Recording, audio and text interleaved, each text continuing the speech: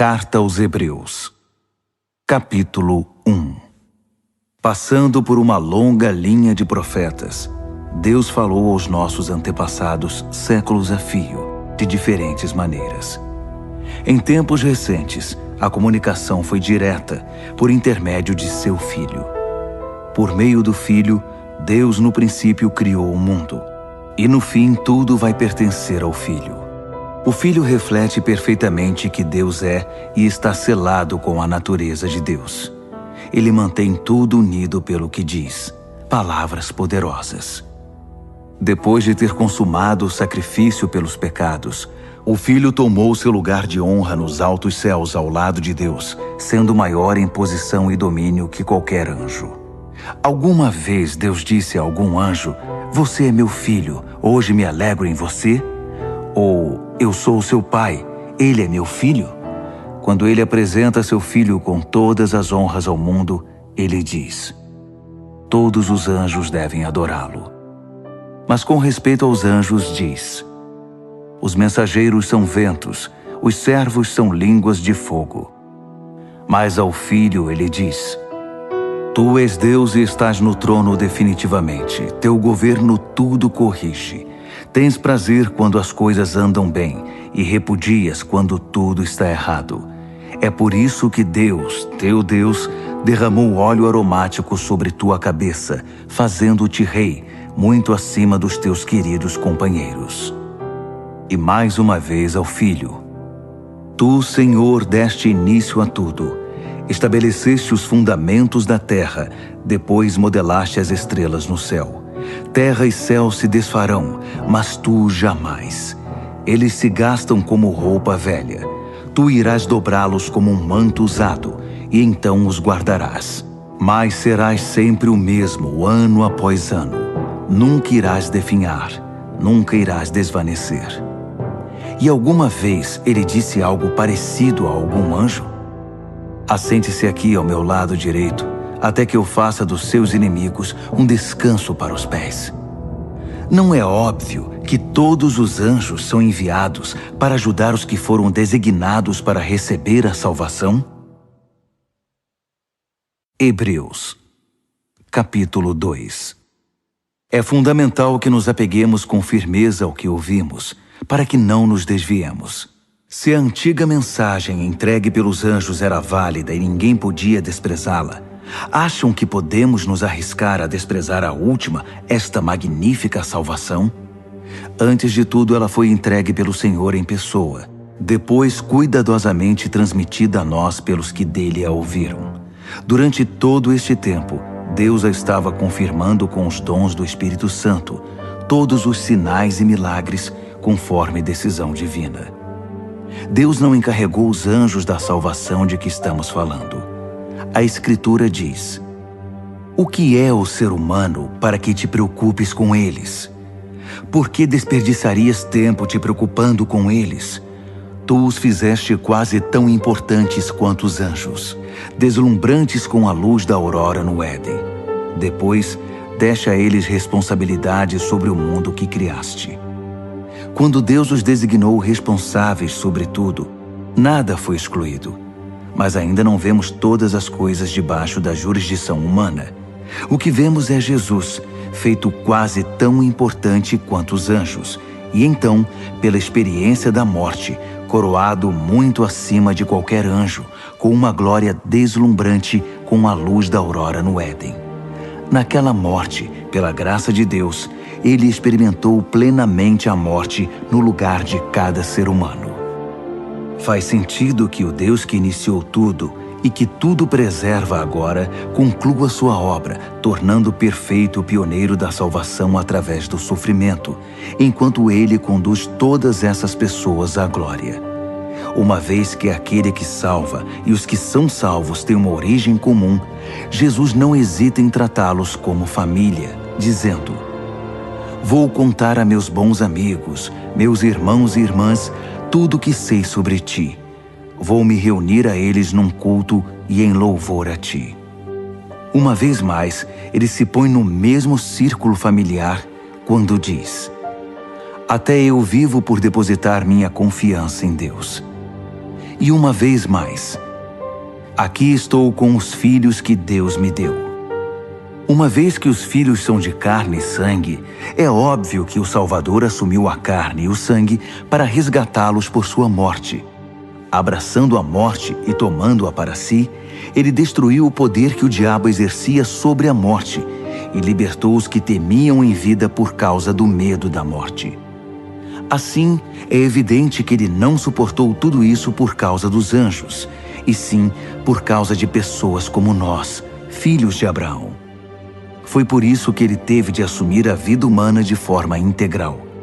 Então, quando se apresentou diante de Deus como sacerdote principal para retirar os pecados da humanidade, ele já havia experimentado toda a dor e havia passado em todos os testes, e agora tinha condições de ajudar no que fosse necessário.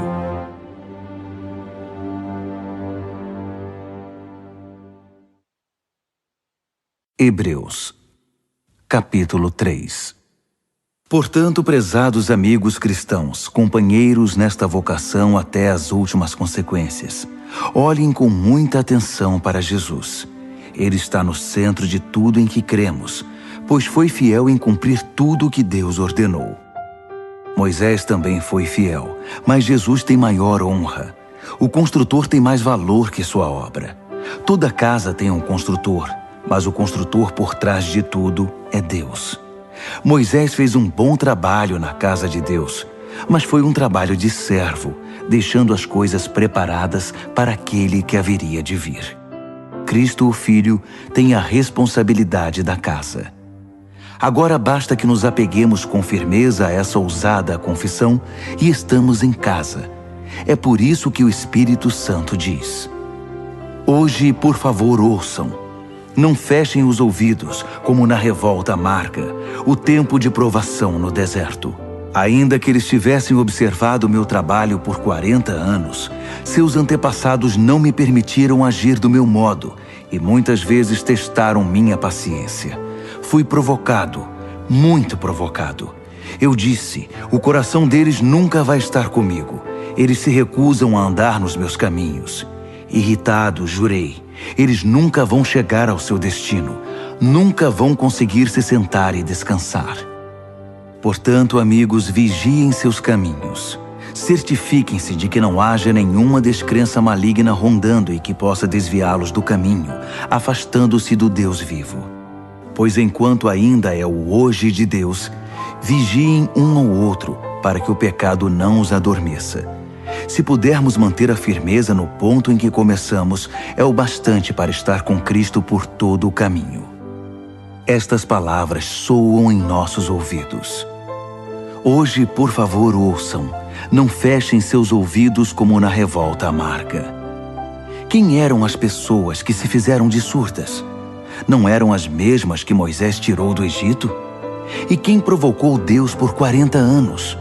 Não foram os mesmos que se fizeram de surdos e viraram cadáveres no deserto? E quando ele jurou que nunca iriam chegar ao seu destino, não estava ele se referindo aos que se fizeram de surdos? Eles nunca chegaram lá porque não o ouviram e nunca creram. Hebreus, capítulo 4. Enquanto a promessa de descansar nele nos impulsiona para o alvo de Deus, cuidemos para não sermos desqualificados. Recebemos as mesmas promessas que o povo do deserto. No entanto, elas não fizeram bem a eles, porque não foram recebidas com fé. Portanto, se crermos, iremos experimentar o estado de descanso. Se não crermos, nada feito. Lembrem-se do que Deus disse: com ira jurei, eles nunca vão chegar ao seu destino. Nunca vão conseguir descansar de verdade. Deus fez essa promessa, embora tivesse cumprido a parte dele antes da fundação do mundo. Em algum lugar está escrito: Deus descansou no 7º dia, tendo completado sua obra. Mas outro texto diz: eles nunca vão conseguir descansar de verdade. Portanto, essa promessa ainda não foi cumprida. Os antigos não chegaram ao lugar de descanso porque foram desobedientes. Deus continua renovando a promessa e estabelecendo a data de hoje, como fez no Salmo de Davi, séculos depois do convite original. Hoje, por favor, ouçam, não fechem os ouvidos. Essa promessa ainda é válida. Ela não foi cancelada no tempo de Josué. Do contrário, Deus não continuaria renovando a promessa para hoje. A promessa de chegada e descanso para o povo de Deus ainda está de pé. Deus mesmo está neste descanso. E no fim da jornada, descansaremos com Ele. Portanto, permaneçamos firmes e chegaremos ao local de descanso. Se não houver desobediência, não haverá desvio. Tudo o que Deus diz é sério. O que Ele diz, acontece. Sua poderosa palavra é aguda como o bisturi e capaz de cortar tudo, seja dúvida, seja desculpa, mantendo-nos abertos para ouvir e obedecer. Nada, nem ninguém, está fora do alcance da palavra de Deus. Não se pode fugir dela. Não há como. Agora que já sabemos o que temos, Jesus, esse grande sacerdote principal com acesso imediato a Deus, não podemos perdê-lo jamais. Não temos um sacerdote que não conhece nossa realidade. Ele experimentou fraqueza e provações, e experimentou tudo, menos o pecado. Portanto, vamos andar direito e receber o que Ele tem para nos dar.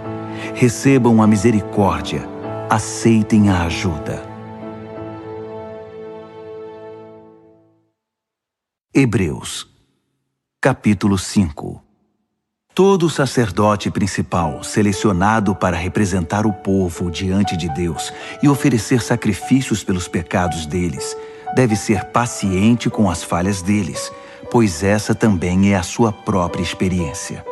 Isso significa que ele tem de oferecer sacrifícios pelos próprios pecados, não só pelos pecados do povo. Ninguém assume por conta própria essa posição de honra. Precisa ser chamado por Deus, como foi o caso de Arão.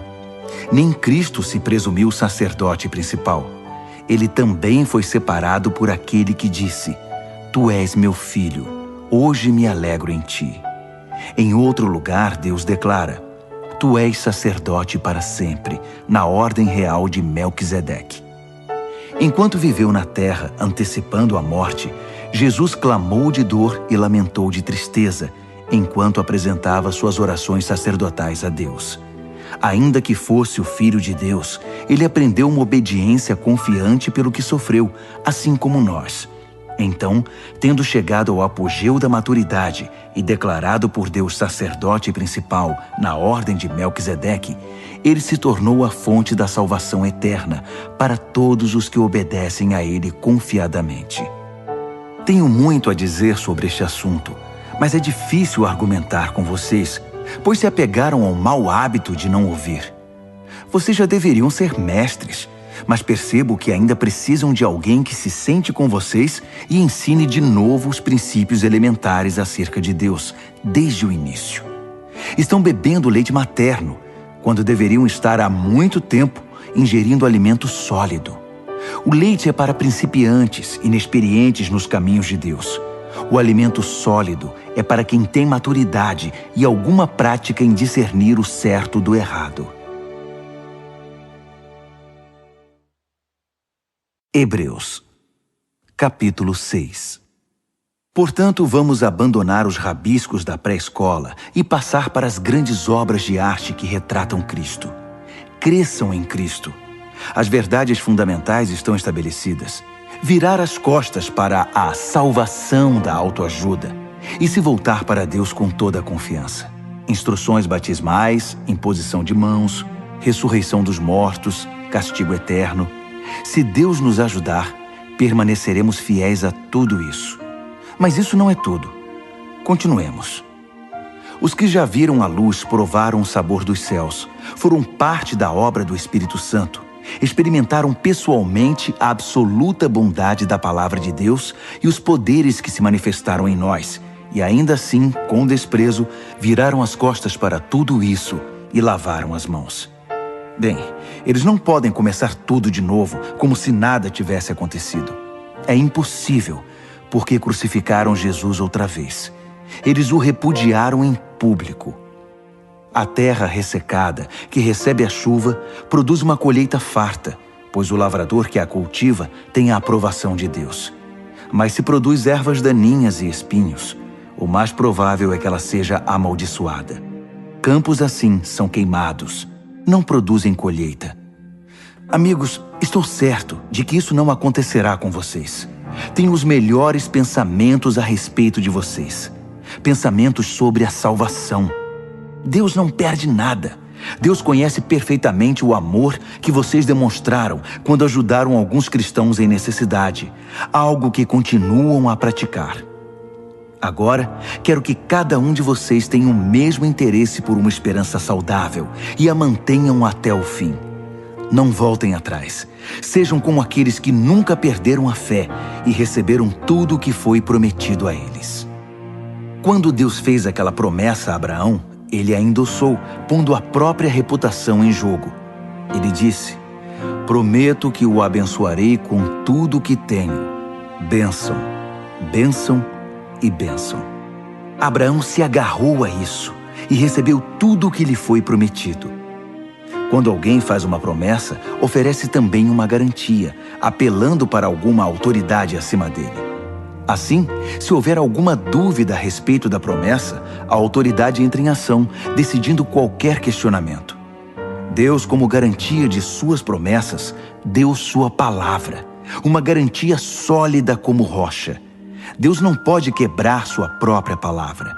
E como sua palavra não pode mudar, sua promessa é também imutável. Nós que recorremos a Deus para salvar nossa vida, temos todos os motivos para agarrar com as duas mãos a esperança prometida e nunca mais a largar. Essa esperança é uma linha da vida espiritual inquebrável que vai além de tudo que é visível, até a presença de Deus, onde Jesus está, pois ele se adiantou a nós e assumiu sua posição permanente de sacerdote principal a nosso favor, na ordem de Melquisedeque. Hebreus, capítulo 7. Melquisedeque era rei de Salém e sacerdote do Deus Altíssimo.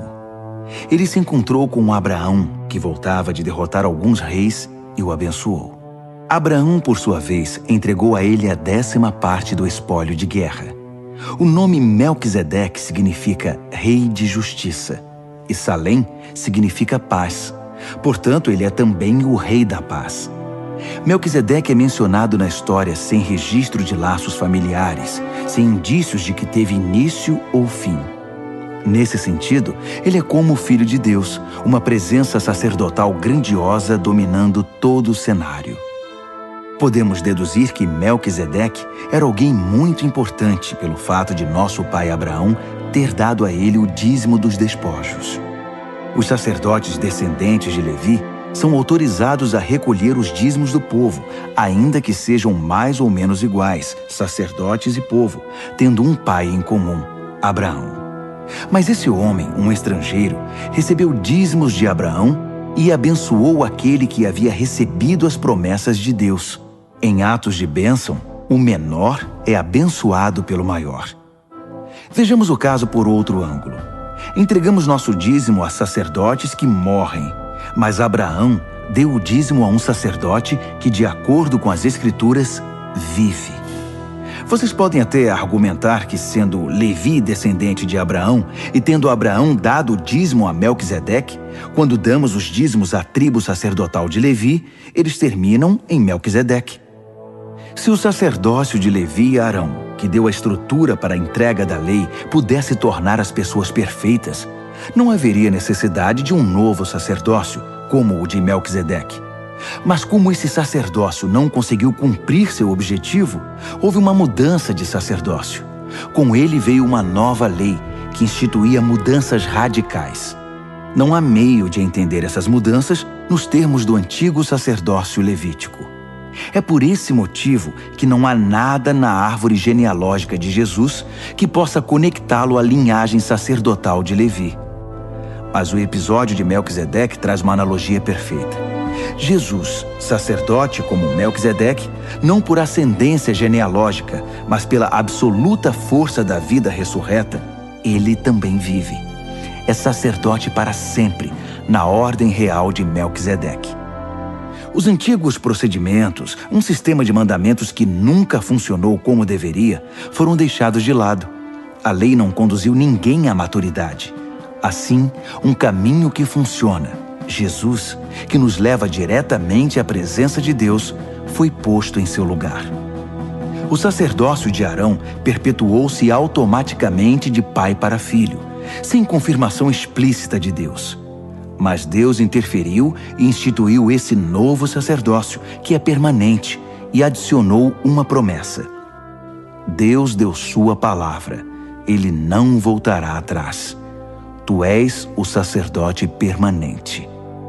Isso faz de Jesus a garantia de um caminho muito melhor para chegarmos a Deus. Um sistema que realmente funciona, uma nova aliança. Antigamente havia uma multidão de sacerdotes, pois eles morriam e tinham de ser substituídos. Mas o sacerdócio de Jesus é permanente. Ele está em seu posto agora e estará até a eternidade para salvar todos os que se dirigem a Deus por meio dele, e o tempo todo trabalha para defendê-los. Portanto, agora temos um sacerdote principal que se adapta perfeitamente às nossas necessidades. Totalmente santo, sem o comprometimento do pecado e com autoridade que se estende até a presença de Deus nos céus. Diferentemente dos outros principais sacerdotes, ele não precisa oferecer sacrifícios diários pelos próprios pecados antes de nos atender. Ele mesmo se ofereceu como sacrifício, e esse sacrifício é definitivo. A lei indicava como sacerdotes principais homens que não conseguiam cumprir seu ofício com perfeição. Mas a ordem que resultou da intervenção de Deus designou o Filho, que é absoluta e eternamente perfeito. Hebreus, capítulo 8. Em essência, temos um sacerdote principal, que com autoridade na presença de Deus, conduz o culto no santuário verdadeiro construído por Deus. A tarefa do sacerdote principal é oferecer dádivas e sacrifícios. Nesse ponto não é diferente do sacerdócio de Jesus. Se ele estivesse limitado à terra, não poderia ser sacerdote. Não precisaríamos dele, pois há um grande número de sacerdotes que podem oferecer as dádivas prescritas na lei. Esses sacerdotes, na verdade, apenas representam o que acontece no verdadeiro santuário do céu. Moisés teve um vislumbre dele na época em que estava para edificar o santuário do tabernáculo. Foi quando Deus disse: siga exatamente o que você viu na montanha. Mas a obra sacerdotal de Jesus ultrapassa em muito a dos outros sacerdotes, pois ele faz parte de uma aliança muito superior. Se a primeira aliança tivesse funcionado, a segunda não seria necessária. Mas sabemos que a antiga aliança deixou a desejar, pois Deus disse: levantem a cabeça, está chegando o dia em que vou estabelecer uma nova aliança com Israel e Judá. Vou deixar de lado a antiga aliança que estabeleci com os antepassados deles, quando os conduzi pela mão na saída do Egito. Eles não cumpriram a parte deles no acordo, por isso os deixei de lado. Mas a nova aliança que estou fazendo com Israel não será escrita no papel, não será esculpida em pedra. Desta vez vou escrever a aliança neles mesmos. Vou gravá-la no coração deles. Vou ser o Deus deles, e eles serão meu povo. Não precisarão ir à escola para aprender de mim, nem comprar um livro do tipo Conheça Deus em 5 lições. Eles vão me conhecer em primeira mão, o pequeno e o grande, o comum e o importante. Eles vão me conhecer por terem sido carinhosamente perdoados, por terem sua ficha de pecados apagada e limpa para sempre. Quando a nova aliança entre Deus e seu povo passou a vigorar, a antiga foi para a gaveta e lá ficará acumulando poeira.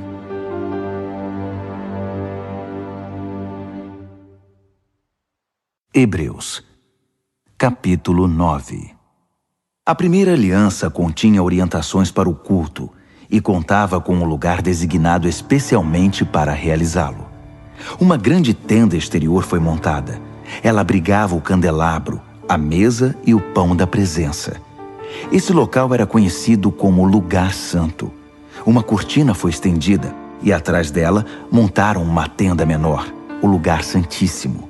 Ali foram postos o altar de incenso, feito de ouro, e a arca da aliança, que era coberta de ouro e guardava uma urna de ouro com maná, o cajado de Arão que floresceu, as tábuas da aliança e o propiciatório, sob a sombra das asas do anjo. Mas não temos tempo para comentar isso agora. Depois que tudo estava em seu lugar, os sacerdotes cuidavam de suas tarefas na tenda maior. Mas apenas o sacerdote principal entrava na tenda interior, a menor, e isso uma vez por ano, para oferecer um sacrifício de sangue pelos próprios pecados e pelos pecados acumulados do povo. Essa foi a maneira utilizada pelo Espírito Santo para mostrar, por meio de uma parábola visual, que enquanto a tenda maior existisse, o povo não poderia andar com Deus lado a lado. Nesse sistema, as oferendas e os sacrifícios não podem, de fato, chegar ao âmago da questão. Não podem acalmar a consciência das pessoas, pois estão limitadas a questões de ritual e comportamento. Trata-se essencialmente de um arranjo temporário, até que uma revisão completa pudesse ser feita. Mas quando o Messias, o sacerdote principal dos assuntos superiores da nova aliança, entrou em cena, ele ignorou o antigo tabernáculo e seus utensílios, neste mundo criado, e se dirigiu diretamente ao tabernáculo dos céus, o verdadeiro lugar santo, para exercer um ministério perfeito. Ele também descartou os sacrifícios que consistiam em sangue de bezerros e de bodes, e os substituiu pelo oferecimento do próprio sangue. Esse foi o preço da nossa libertação definitiva. Se o sangue de animais e outros rituais de purificação tiveram algum efeito positivo sobre nosso comportamento e nossa religião, imaginem quanto mais o sangue de Cristo é capaz de purificar nossa vida, por dentro e por fora.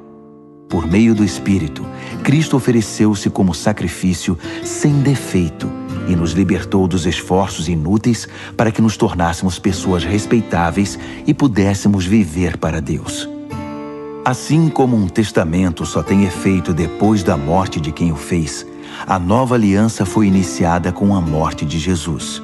Sua morte assinalou a transição da antiga aliança para a nova, cancelando as antigas obrigações e os pecados que as acompanhavam, e convocando os herdeiros a receber a herança eterna que foi prometida a eles. Reuniu Deus e seu povo neste novo caminho. Mesmo na primeira aliança, houve a necessidade de uma morte para sua confirmação. Depois de ler todos os termos da aliança da lei, o testamento de Deus, Moisés pegou o sangue dos animais sacrificados e, num gesto solene, aspergiu-o sobre o documento e sobre o povo, que era o beneficiário. Ele atestou sua validade com as palavras: "Este é o sangue da aliança ordenada por Deus." Fez o mesmo com o local de culto e seu mobiliário. Moisés disse ao povo: "Este é o sangue da aliança que Deus firmou com vocês." Num testamento, pode-se dizer que tudo gira em torno da morte. É por isso que o sangue, a evidência da morte, é tão usado em nossa tradição, especialmente no que se refere ao perdão de pecados. Isso indica a proeminência do sangue e da morte em todas aquelas práticas secundárias que apontam para as realidades do céu. Indica também que quando o que é real assume seu lugar, os sacrifícios de animais não são mais necessários, pois já cumpriram seu propósito. Cristo não entrou na versão terrestre do lugar santo. Ele entrou no verdadeiro lugar santo e ofereceu-se a Deus como sacrifício pelos nossos pecados. Ele não faz isso todo ano, como os principais sacerdotes faziam na antiga aliança, com um sangue que não era o deles. Se fosse, ele teria de se sacrificar repetidamente no decorrer da história. Em vez disso, ele se sacrificou de uma vez por todas, assumindo todos os outros sacrifícios no seu sacrifício, a solução final para o pecado. Todo mundo tem de morrer uma vez e depois encarar as consequências de sua vida. A morte de Cristo também foi um acontecimento único, mas foi um sacrifício que levou nossos pecados para sempre. Assim, da próxima vez que ele se manifestar, o resultado para os que estão ansiosos por encontrá-lo será exatamente a salvação. Hebreus, capítulo 10. A antiga aliança era apenas um vislumbre das boas coisas da nova aliança. Uma vez que a antiga aliança da lei não era completa em si mesma, ela não poderia aperfeiçoar os que participavam dela. Não importa quantos sacrifícios oferecessem ano após ano, jamais conseguiriam uma solução definitiva. Se tivessem conseguido, os adoradores seguiriam cada um o seu caminho alegremente, não mais presos aos seus pecados. Mas em vez de remover a consciência do pecado, a repetição dos sacrifícios de animais na verdade só realçava a preocupação e a culpa, porque o sangue de touros e de bodes não tem poder para eliminar pecados. É isso que a profecia quer dizer nas palavras de Cristo. Tu não queres sacrifícios e ofertas ano após ano, e me preparaste um corpo para o sacrifício. Não é o aroma ou a fumaça do altar que te dá prazer. Então eu disse, estou aqui para fazer do teu modo, ó Deus, como está determinado no teu livro. Quando ele diz, tu não queres sacrifícios e ofertas, está se referindo às práticas da antiga aliança. Quando acrescenta, estou aqui para fazer do teu modo, deixou de lado o sistema antigo para promulgar a nova aliança, o modo de Deus, por meio do qual nos tornamos perfeitos para Deus pelo sacrifício único de Jesus.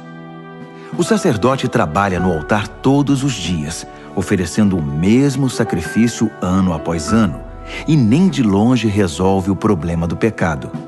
Como sacerdote, Cristo fez um sacrifício único pelos pecados, e tudo se resolveu. Então, ele se sentou à direita de Deus e apenas esperou que seus inimigos desabassem. Foi um sacrifício perfeito, realizado por uma pessoa perfeita, para aperfeiçoar pessoas muito imperfeitas. Por meio daquela simples oferta, ele fez tudo o que precisava ser feito para os que tomam parte no processo purificador. O Espírito Santo confirma. A nova aliança que estou fazendo com Israel não será escrita no papel, não será esculpida em pedra. Desta vez, vou escrever a aliança neles mesmos. Vou gravá-la no coração deles. Ele conclui. Vou limpar de vez a ficha dos pecados deles. Uma vez que os pecados foram definitivamente eliminados, não é preciso mais oferecer sacrifícios por eles. Portanto, amigos, podemos agora, sem hesitação, caminhar direto para Deus, até o lugar santo. Jesus preparou o caminho pelo sangue de seu sacrifício e atua como nosso sacerdote diante de Deus. A cortina que dá acesso à presença de Deus é seu corpo. Então, avante, cheios de fé, confiantes de que estamos apresentáveis para Ele, vamos nos agarrar às promessas que nos fazem prosseguir. Ele sempre mantém sua palavra. Sejamos criativos no amor, no encorajamento e na ajuda. Não evite as reuniões de culto, como alguns fazem, desprezando os irmãos, ainda mais agora que o grande dia se aproxima. Desistir e virar as costas para tudo que aprendemos e recebemos, para a verdade que agora sabemos, é o mesmo que rejeitar o sacrifício de Cristo, e estaremos sem defesa no juízo final. E que julgamento será! Se a pena por quebrar a lei de Moisés era morte física, o que acham que vai acontecer se vocês desprezarem o Filho de Deus, se cuspirem no sacrifício que tornou vocês completos e se insultarem o Espírito? Isso não é pouca coisa. Deus já nos avisou, vai nos chamar para prestar contas e nos fazer pagar. Ele foi muito claro. A vingança é minha e não vou deixar passar nada. Disse também, Deus vai julgar seu povo. Acreditem, ninguém vai escapar. Lembram-se de quando vocês viram a luz pela primeira vez? Eram tempos difíceis. Ser desrespeitado em público e atacado de todas as formas era a rotina. Às vezes com vocês, às vezes com seus amigos. Se os amigos eram presos, vocês ficaram do lado deles. Se os inimigos atacavam e tomaram seus bens, vocês os deixavam ir com um sorriso, sabendo que eles não poderiam tocar no verdadeiro tesouro de vocês. Nada disso os aborrecia, nada os fez retroceder. Então, não joguem tudo isso fora. Na época, vocês eram confiantes e devem ser agora. Vocês precisam perseverar, permanecer firmes na aliança de Deus para alcançar o aperfeiçoamento prometido. Não vai demorar agora. Ele está a caminho. Ele vai se manifestar a qualquer momento. Qualquer um que esteja firme comigo, descansa em leal confiança. Mas se desistir e me abandonar, não ficarei satisfeito. Mas não somos perdedores. Não vamos desistir. Ah, não. Continuaremos firmes e sobreviveremos, sem perder a confiança durante a caminhada. Hebreus, capítulo 11. O fato essencial da existência é que esta confiança em Deus, esta fé, é o alicerce sólido que sustenta qualquer coisa que faça a vida digna de ser vivida. É pela fé que lidamos com o que não podemos ver. Foi um ato de fé que distinguiu nossos antepassados, elevando-os acima da multidão. Pela fé, vemos o mundo trazido à existência pela palavra de Deus, o que foi criado e que podemos ver por meio do que não vemos. Por um ato de fé, Abel apresentou a Deus um sacrifício melhor que o de Caim. Foi aquilo em que ele acreditava, não o que ele trouxe, que fez diferença. Pelo que Deus observou, pôde aprová-lo e considerá-lo justo. Após todos estes séculos, aquela fé continua a chamar nossa atenção. Por um ato de fé, Enoque escapou da morte. Eles o procuraram e não o encontraram, pois Deus o tinha tomado. Sabemos, com base num testemunho confiável, que antes de ser tomado, ele agradou a Deus. É impossível agradar a Deus a não ser pela fé. Por quê? Porque qualquer um que deseja se aproximar de Deus deve crer que Ele existe e que se preocupa o bastante para atender aos que o procuram. Pela fé, Noé construiu um barco na terra seca. Ele havia sido avisado de algo que não podia ver e agiu apenas com base no que foi dito a ele. O resultado? Sua família foi salva. Seu ato de fé estabeleceu uma linha divisória entre a maldade do mundo descrente e a justiça do mundo que cria. Como consequência, Noé tornou-se íntimo de Deus. Por um ato de fé, Abraão disse sim ao chamado de Deus e partiu para um lugar desconhecido, que se tornaria seu lar. Quando ele saiu, não tinha ideia de para onde estava indo. Por um ato de fé, foi residir no país que, de acordo com a promessa, seria dele. Viveu ali como estrangeiro e morava em tendas. Isaac e Jacó fizeram o mesmo, vivendo pela mesma promessa. Abraão agiu assim, mantendo o olhar numa cidade invisível, que tem fundamentos reais e eternos, a cidade planejada e construída por Deus. Pela fé, a estéril Sara conseguiu engravidar, mesmo sendo já bem idosa, porque ela creu que a pessoa que fez a promessa iria cumpri-la. Foi assim que de um homem idoso e sem vigor, nasceram milhões de pessoas. Cada uma dessas pessoas de fé morreu sem ver o cumprimento da promessa, mas ainda crendo.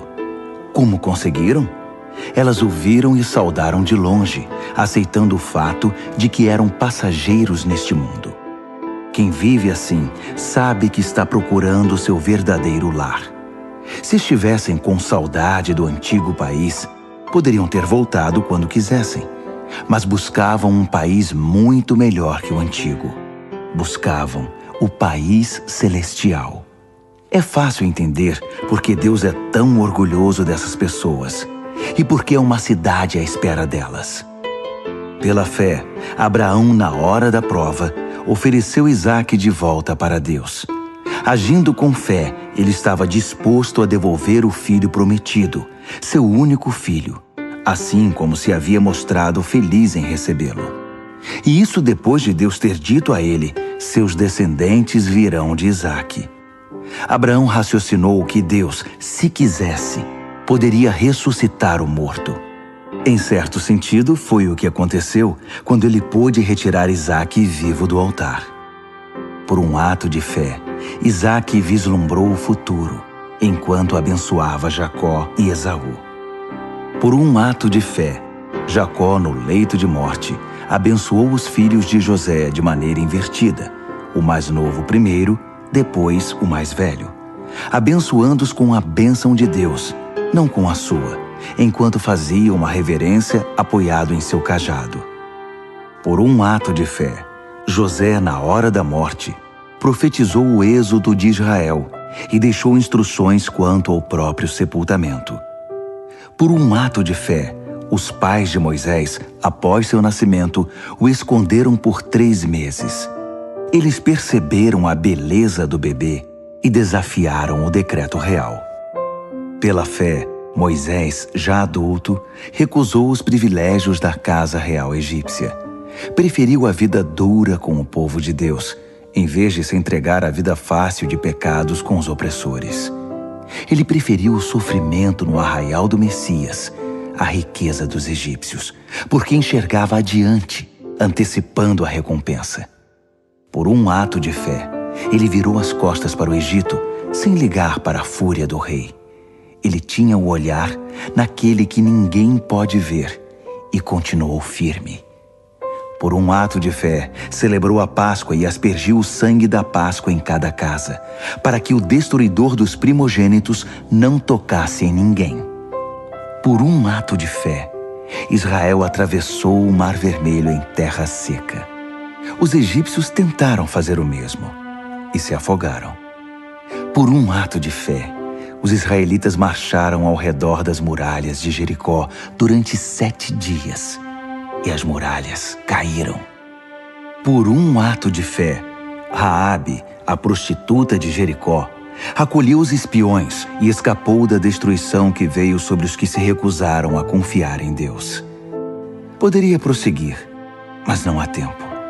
Ainda há muitos outros: Gideão, Baraque, Sansão, Jefté, Davi, Samuel, os profetas.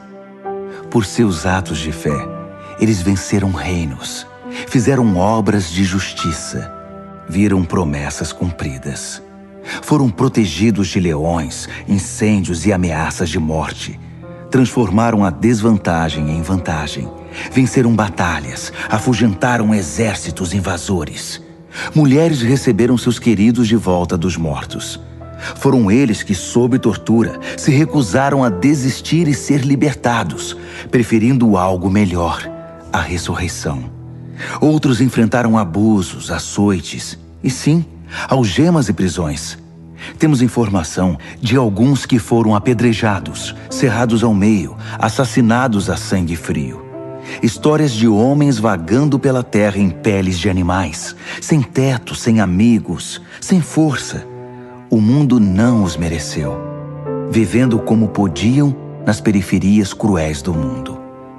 Entretanto, nenhum desses exemplos de vida de fé puseram a mão na recompensa prometida.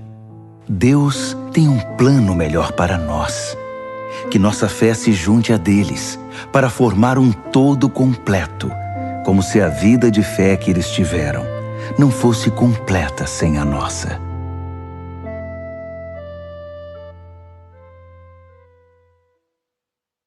Hebreus, capítulo 12. Percebem o que isso significa? Todos esses pioneiros iluminando o caminho, todos esses veteranos nos encorajando?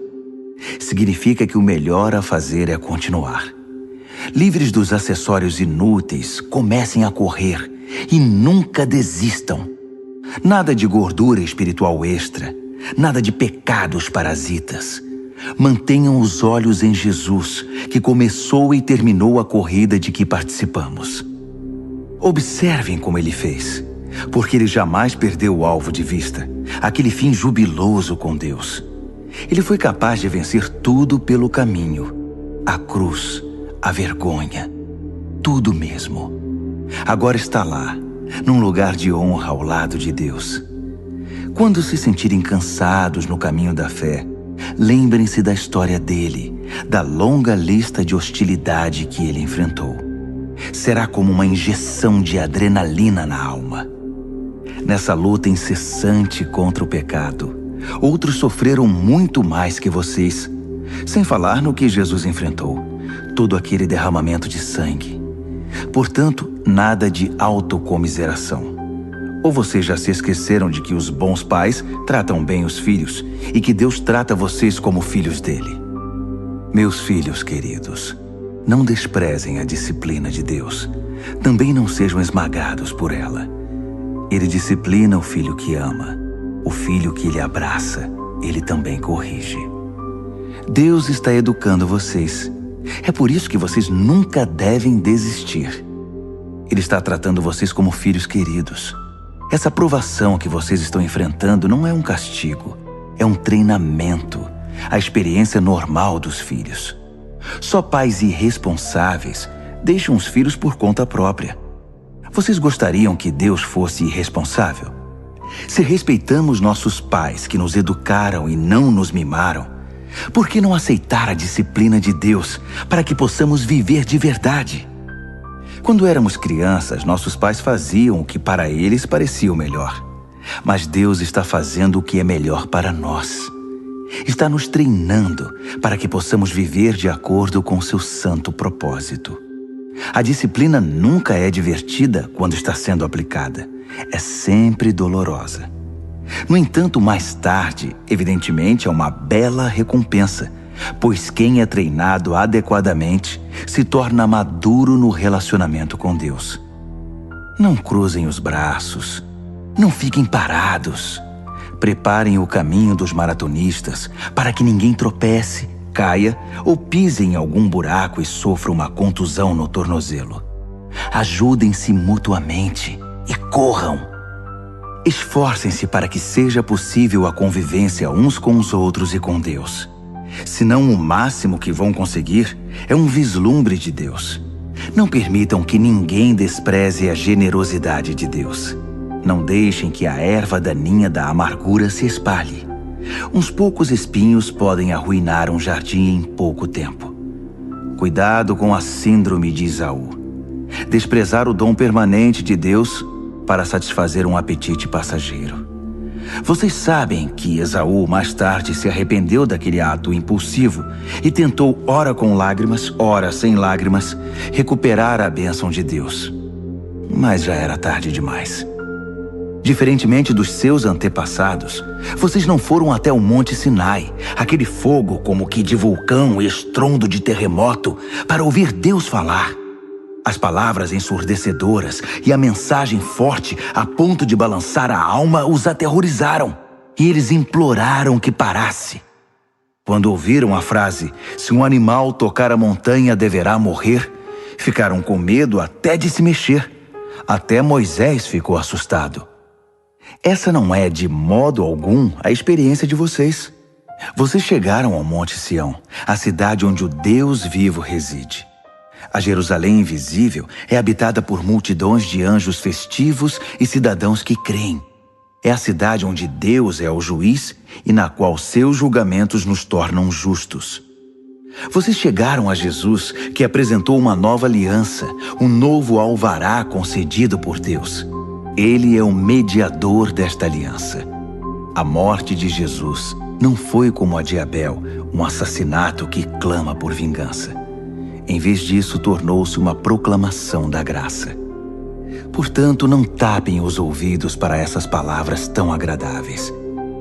Se os que ignoraram as advertências terrenas não escaparam, o que nos acontecerá se virarmos as costas para as advertências do céu? A voz de Deus naquela ocasião sacudiu a terra até os fundamentos. Desta vez ele foi bem claro. Vai sacudir os céus também. Um último abalo, muito violento e devastador, de cima para baixo. A expressão "um último abalo" significa uma limpeza completa, que elimina todo o lixo religioso e histórico e traz à tona a essência inabalável e limpa, sem mistura alguma. Viram o que conseguimos? Um reino inabalável. Conseguem entender como devemos ser gratos? Não apenas agradecidos, mas em atitude de adoração profunda e reverentes na presença de Deus. Pois Deus não é um espectador indiferente. Ele está ativamente limpando a casa, queimando tudo o que precisa ser queimado, e não vai desistir até que toda a sujeira desapareça. O próprio Deus é o fogo.